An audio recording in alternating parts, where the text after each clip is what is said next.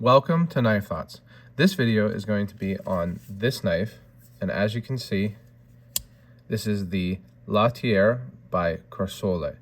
And as always, I am not great with my French pronunciation, but I do try, and it's something that I wish I was better at. I'd love to be able to speak French just for the history that the language has been involved in, not to mention the country, the nation. But this knife is from knivesofrance.com, which is a dealer run by a great guy named Stefan, who really does a great job of not only selling all French-made pocket knives, but also writing a blog in a similar vein, I would say, to mine, with giving the history of these patterns. And I really appreciate it. I think that it's a great resource for these French knives because, as far as I know, there's not a great kind of centralized place for information on these traditional French knives other than the Knives of France blog. So I will definitely have a link to the blog in the description of this video. And speaking of which, Stefan has a great article on this particular pattern, the Latier. And so this pattern is actually not that old in pattern. It was made in 1994, so 30 years ago.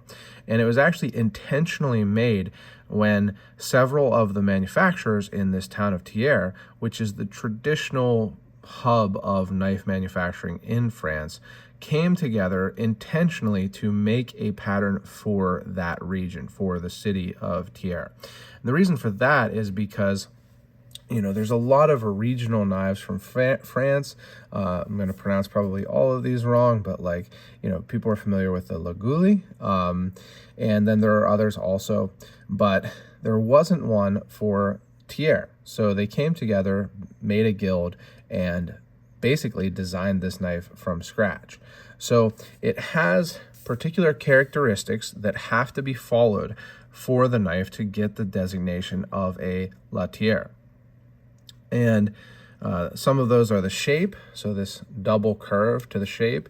Then you also have to have certain characteristics or criteria as a manufacturer. You have to have been in business for 5 years. You have to be in France, things like that, to really keep it a true French knife. They don't want copies being made overseas and things like that. For it to be a true Latier, it has to, have these characteristics.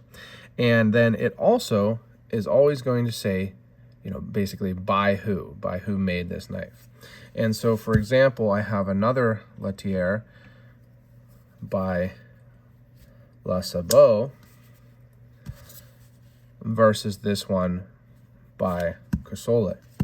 And you can see there are some differences, a little bit of a different kind of sweep to the belly on the one that I'm making the video on now. It's certainly thinner with the plain brass handles, maybe a slightly different handle shape, a little bit thicker towards the pivot, whereas this one is relatively the same across, but they're basically the same design. And that's what you can get with these Latiers. There's several different companies that make them. They have their kind of slight adjustments to what they look like, maybe how they function, very, very slight differences in how they function, particularly this screw pivot. But the same basic design. So I really like that they came together and, made a pattern for this city that has such a history in knife making. So this one, as I mentioned, is by Coursolle. I do have another knife by that manufacturer, if I can get to it here. And it is this knife, which is this really cool hunter and spinner. I did a video, I believe an article also on this knife, and it's kind of a similar vein in that they both have these brass handles and, are real thin knives. But it's interesting to see the difference between these different Latiers. So for example, as I mentioned earlier, this has this screw pivot. So presumably, I would think you could actually adjust this pivot if you needed to. Now, I don't need to. There's no blade play, and it has nice action. Now, I have been trying to not let these French knives snap closed. I'm not great about it. I often forget, but many of these traditional French knives don't have a kick in the same way that traditional English or American knives have, that stop the blade from hitting the back spring or whatever, you know, the stop pins, whatever is back there. So a lot of these you do want to close gently or you'll have edge damage. So for example, another knife from Knives of France. This is actually the first one that I got from them, another Les Sabots. This one, the barrel knife, I have allowed to drop close pretty hard, and you can see there's a good bit of edge damage there. Now, you know, that's just something that is part of these traditional knives from France. I don't love it. I mean, if you watch my channel, you know I don't love blade wrap, but it's one of those things that I appreciate the traditionality of it, and so I can overlook it. I actually haven't noticed any blade wrap on this particular knife. I don't know if it's because of the upturn of the tip or something like that, but I haven't noticed any, and I don't always close it softly like that. I definitely let this drop sometimes. This knife also, as you can see, just has brass handles. There's no, liner and cover, just the brass. So it's a very thin kind of, but hefty feel to it, because they are, they're not super thin liners, but without having the covers, the overall thickness is relatively thin, but it's hefty feeling because it is all metal. And then you can also see that this has some file work on the back spring. I've never been a huge file work person, but I think it looks nice on this knife. And in fact, I'll bet this would look really nice with some scroll work on this brass. And you can see there's also some file work on the spine of the blade there. Speaking of the blade, this is in 12C27 steel, which is it's a razor steel. It's often used for razors. I've read that it was developed for knife blades or for razors, which is kind of unique. A lot of steels are not developed for knives specifically, but it is a stainless steel. It's going to take a pretty fine edge. I actually haven't had to sharpen this knife. I have carried it and used it a little, but I haven't had to sharpen it, so I haven't really tested it out too much. But I think it's a fine steel. Now, this knife is not perfectly made. Of course, there's some imperfections. The tip is a little bit blunted, as you can hopefully see there. And I don't think that that's from me. I think it came that way. It doesn't necessarily have the world's most perfect grind and things like that, but I think it has really that genuine, authentic feel that I appreciate so much about these French knives from knivesofrance.com.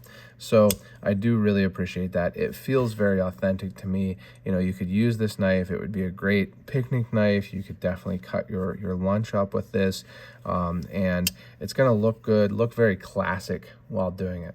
And I really appreciate that. I think the people that follow my channel appreciate that. So I'm always interested to hear what people think of these French knives, because they fit kind of into an interesting niche in the market, where you can go to knivesofrance.com right now and get a very traditional, basically handmade knife from France, and that's not the case for a lot of the sought after knives from American manufacturers like GEC or even Cooper these days. So I do appreciate that you're able to just go over to Stefan's site and grab a knife, get a really cool traditional knife. There's not knives, oh boy, I messed that up. Get a cool traditional knife, and there are knives of all kinds of different price ranges. So they range from even some down into the $20 range, particularly the, kind of having to dig around in my knife tin a little bit here for this one, particularly the Dukes. This is actually an El Baraka, but kind of the same thing. These are relatively inexpensive, at least the plain versions of them. Well, shouldn't say relatively. They are inexpensive, particularly for being made in France. And I like these knives too. And then you can get up into really, really expensive knives also on the site, $500+ stuff. So you've kind of got a good range to choose from, and I always love getting to check these out. I love the history of them, and I really appreciate Stefan sending this one along. I've had this knife for a good while and just haven't gotten to making a video, so I'm glad to have finally done it. But this is the Latier par Coursolle. Man, I feel like I was doing really well with that up until the very end here. But I have really enjoyed getting to check this out. I really enjoy these French knives. I think that these would be good ones, like I say, to kind of just carry because you want to have a really traditional knife, but that you can use and not worry about it too much also. So if you've enjoyed the video, make sure you subscribe to the channel, click the bell, and select all so you know when I post new videos. Also, make sure you go to knifethoughts.com and subscribe via email. That's where I'm going to be focusing on sending out content. You can do that at the link in the description also. Again, check out knivesofrance.com. I will put the link in the description, as well as Stefan's blog. I think it's a great resource. Highly recommend reading it. And last but not least, as always, don't forget to go out and do good.